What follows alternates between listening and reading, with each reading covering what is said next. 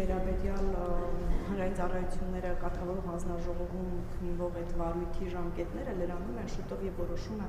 հայտնի կդառնա։ Ես ուզում եմ հասկանալ կառավարությունը ինչ սցենարներ ունի, եթե այդ լիցենզիան դադարեցվի, արդյոք կառավարությունը պատրաստ է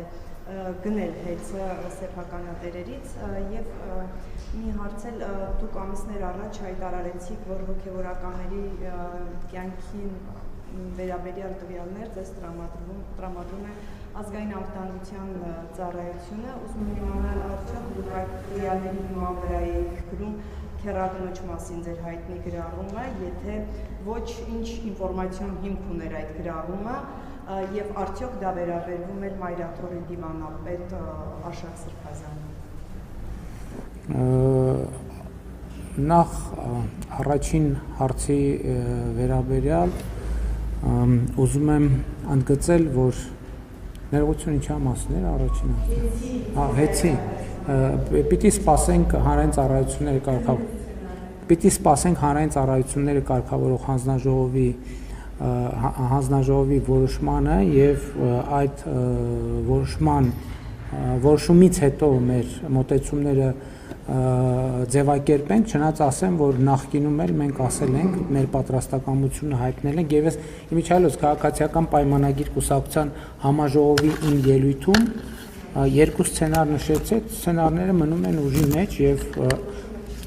դες ասացի, որովհետեւ նախ կախված է հանրային ծառայությունները կարգավորող հանձնաժողովի կայացրած որոշումներից, որովհետեւ այդ որոշումը ինչ որ մի բովանդակություն է ունենալու, որը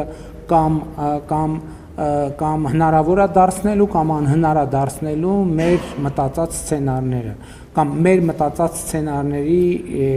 վրա որոշակի ազդեցություն է ունենալու մենք կքննարկենք, այսինքն նախ սպասենք տեսնենք հանրային ծառայությունները կարգավորող հանձնաժողովը ինչ է որոշում, դրանից հետո կոնկրետացնենք շարունակությունը, եթե ելնենք այն կանխավարկածից, որ հնարավոր է դառնալու հարցածագելու ինչքան է գինը, գնից է կախված Իսկ գինը պետք է որոշվի համակողմանի վերլուծության արդյունքում։ Եթե դա կլինի տրամաբանական գին, ես ասել եմ, որ շատ լրջորեն կքննարկի։ Եթե դա շատ մեծ կլինի գինը,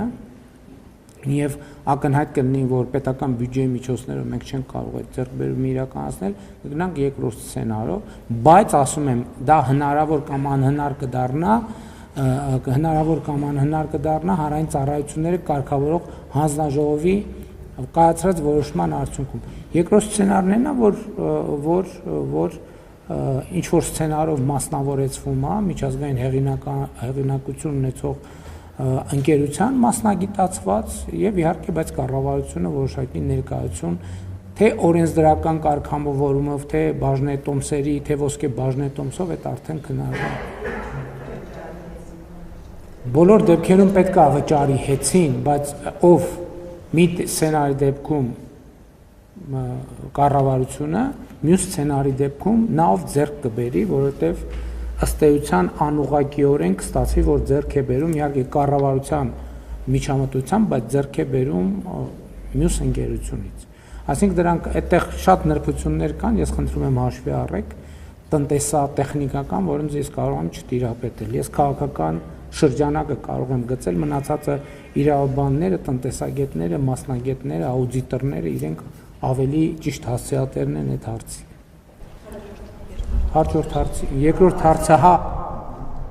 Երկրորդ հարցն է։ Գիտեք, ես կարծում եմ այդ ամեն ինչի մասին նախ ամենահավաստի աղբյուրը ժողովուրդն է, այն մարդիկ, ովքեր հարաբերվում են եւ առնչվում են որոշակի շրջանակի հետ, որովհետեւ այդ մեզ է թվում, թե ինչ որ մենք խոսում ենք, այդ ամեն ինչը գաղտնի, այդ ամեն ինչը գաղտնի չի։ Այդ ամեն ինչը պարզվում է, որ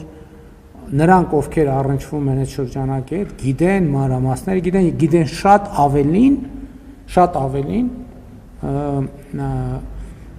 քան մենք բռահում ենք։ Եվ ինչ վերաբերում է հարցի երկրորդ մասին, գիտեք, պիտի ցավով նշեմ, որ չեմ կարող վստահ լինել, որ նման դեպքերը եզակի են։